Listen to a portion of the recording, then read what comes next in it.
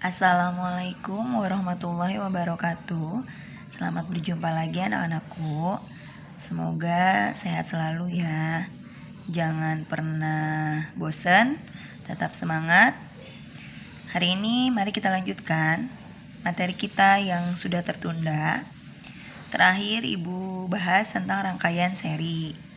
Hari ini kita akan lanjutkan tentang rangkaian paralel ya. Ada yang masih ingat rangkaian seri seperti apa? Rangkaian seri, rangkaian yang disusun secara sejajar ya. Tidak terdapat yang namanya percabangan. Nah, sekarang kita lihat apa yang membedakan rangkaian seri dengan paralel. Pada rangkaian paralel, dalam menyusun resistornya beda ya dengan seri, di mana si resistor pada rangkaian paralel disusunnya itu bertumpuk atau pada saat disusun dia memiliki yang namanya percabangan. Seperti contoh di sini. Ibu punya gambar, ini yang disebut dengan rangkaian paralel. Di mana rangkaian paralel itu si hambatan tidak disusun sejajar, tapi dia bertumpuk. Mau bertumpuknya ke atas, mau ke samping, yang pasti dia memiliki yang namanya percabangan. Ini percabangan. Ya. Ini gambarnya seperti ini, atau biasanya ada juga gambarnya seperti ini, sama ya. Ini yang namanya percabangan nih, percabangan. Nah, pada rangkaian paralel sama seperti pada rangkaian seri, nanti biasanya yang akan dicari adalah hambatan pengganti. Sama. Jadi nanti dicari kalau kita punya beberapa hambatan pada rangkaian paralel, kalau digabungkan menjadi satu, hambatan penggantinya seperti apa? Nah, rumusannya di sini. Di mana RP ini adalah hambatan pengganti pada rangkaian paralel ya. Satuannya ohm. Tulisnya boleh seperti ini atau boleh kamu tulis OHM. R1 dan R2-nya ini adalah hambatan pada rangkaian yang ada di sini nih, R1, R2.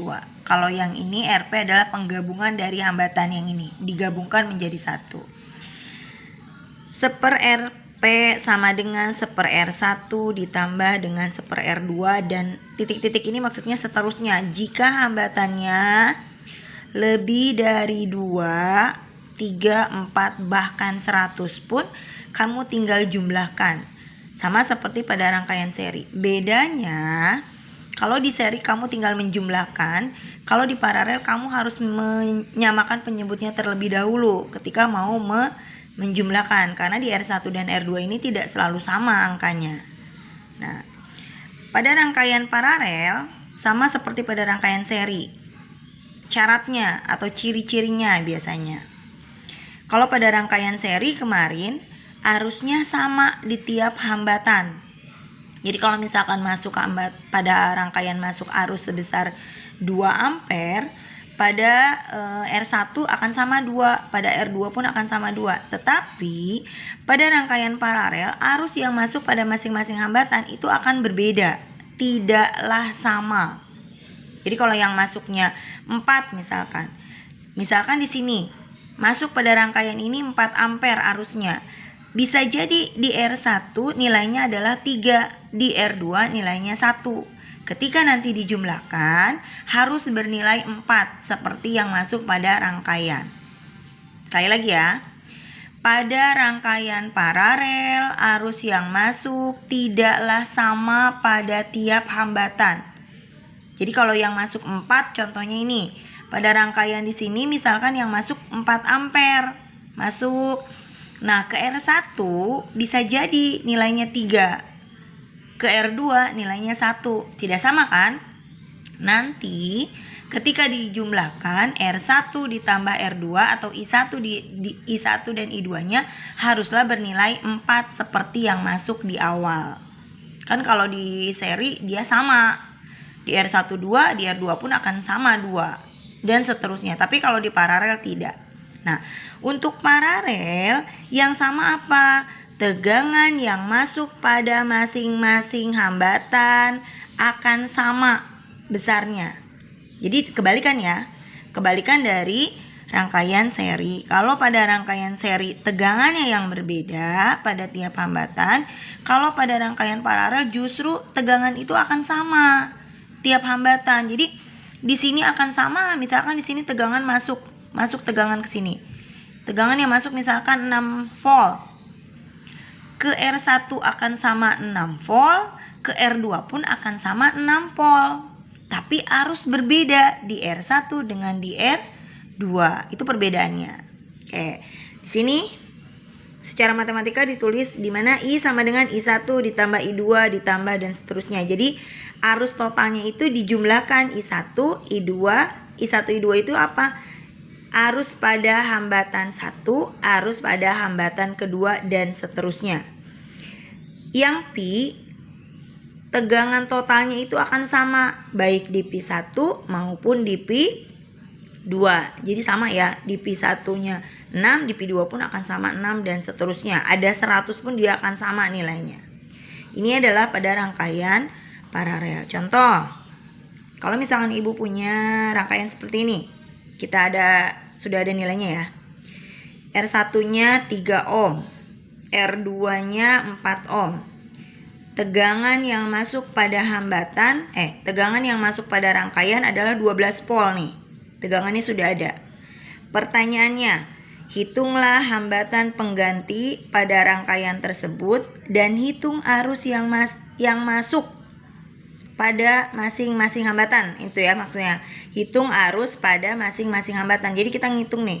Di 3 ohm ini berapa arusnya, di 4 ohm ini berapa arusnya. Tapi kita harus tahu dulu arus yang masuk pada rangkaian ini berapa. Nanti biar kita jelas, kalau kita sudah tahu arus yang masuk pada rangkaian ini, kita akan tahu di sini berapa, di sini berapa. Sehingga ketika dijumlahkan di sini dengan yang di sini itu harus sama dengan yang masuk di awal. Oke? Kita hitung ya. Baiklah anak-anak, kita coba untuk menghitung soal yang barusan ibu berikan. Jadi gambarnya seperti ini ya. Hambatan yang masuknya ada hambatan R1 3 ohm, R2-nya 4 ohm. Kita tulis dulu di sini, diketahui. Yang diketahuinya ada R1 3 ohm. Kemudian ada R2 4 ohm. Kemudian ada Pi-nya. Pi-nya 12 volt. Yang ditanya apa? Yang ditanya adalah berapa hambatan penggantinya. Kenapa RP? Karena di sini rangkaiannya disusun secara paralel, ya. Maka di sini cirinya adalah RP. Yang kedua dicari adalah I1 dan I2. I1 dan I2-nya berapa? Arus yang mengalir pada hambatan 3 ohm dengan arus yang mengalir pada hambatan 4 ohm. Oke. Sini dijawab. Jawab. 1/RP sama dengan 1/R1 ditambah 1/R2. Maka 1/RP sama dengan 1/3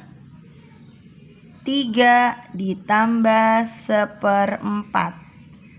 1/RP sama dengan, ini kan beda nih. Penyebutnya 3 dan 4. Kamu pernah belajar di matematika. Samakan dulu penyebutnya. Kita ambil 12. 12 dibagi 3, 4. 4 kali 1, 4. 12 dibagi 4, 3 dikali 1, 3. Maka 1/RP sama dengan 4 tambah 3, 7/12. Dibalik ya. Maka RP sama dengan 12/7. Hasilnya sama dengan 1,71 ohm. Nih.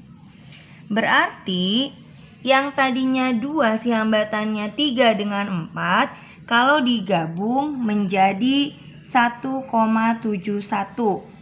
Digabung ya. Nanti jadi gambarnya begini. Nah, dia jadi 1, ini RP. Yang tadinya 2, dia jadi 1. RP-nya yang 1,71. Oke. Kemudian kita cari dulu arus yang mengalirnya di sini ya. Arus yang mengalir, berarti kita cari I dulu. I total. I itu kembali ke rumusan hukum Ohm. Di mana Pi per R. Karena R-nya di sini ada 2, kemudian kita cari dulu yang sudah digabung tadi. Yang ini nih, yang dicari yang digabung. Berarti di sini Rp. Berarti Pi-nya yang 12 nih.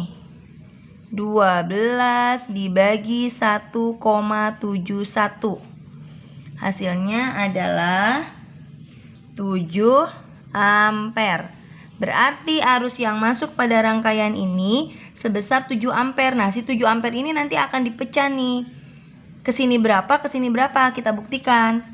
Maka I1 sama dengan Pi per R1. Rumusannya, karena kita mencari di hambatan ini berapa arusnya. 12 dibagi 3 sama dengan 4 ampere. I2 Pi per R2, dimana Pi-nya 12, tetap ya.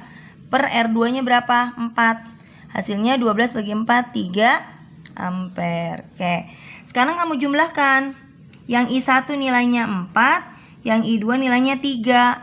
Kalau dijumlahkan I1 ditambah dengan I2, 4 ditambah 3, hasilnya adalah 7 ampere. Berarti terbukti nih, yang masuk bernilai 7, yang keluar pun bernilai 7. Berarti terbukti. Berarti arus yang di sini, berapa arus yang berada di sini? Arus di sini adalah 4 ampere. Di sini 3 ampere. Totalnya yang masuk adalah 7 ampere. Oke. Ini pada rangkaian paralel seperti ini ya. Jadi cara mengerjakannya seperti ini. Biasakan diketahui terlebih dahulu, kemudian ditanya, kemudian dijawab rumusannya. Ingat, di rangkaian paralel kamu harus bisa menyamakan penyebut. Jangan main dijumlahkan kalau penyebutnya tidak sama. Kecuali kalau penyebutnya sama, berarti tinggal kamu jumlahkan bagian atasnya saja. Oke, sampai di sini. Silakan kalian pelajari terlebih dahulu.